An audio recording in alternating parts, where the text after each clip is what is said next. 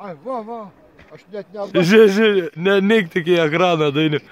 Čia po naktinės žvejybos ein į krantą Ryboks. Biški šilų. Jis dabar ilsės. O, pradeda eit. Aidu namo, pasaulį. Oba! Agriuva.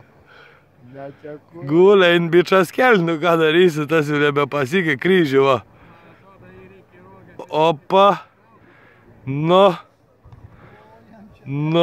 tolimas kelias. Oi, da kiek, va. Kur namai vleškė, da jam toli pareit. Ainam. Ne, keliais turės eit. Jo, keliais varyk. Lietuviškos žvejybos ypatumai. Keliais, aišku, einu.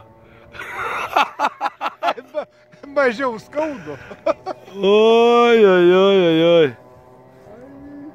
Jo, atdachnul. Agerdė jam šumacherį. Tartiams ir rogutės drink. Atsistoja ir vėl vara. Taip. Gintukai, neik į ekraną. Jau gėda būtų. Opa. Nu.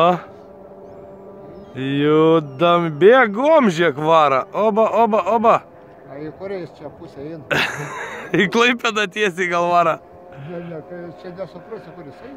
Krantą neberand gal jisai. O, pasinešė gerai. Bet bėgom, žiek vara, girdi. Nu kaip tau nebėgs? Matai, greitį paėm. Lisvarą gali išlaikyti. Ai, kurva, tavo draugs, nu kaip parves žmonė. Dabar tas bičas žiek stovi nebein.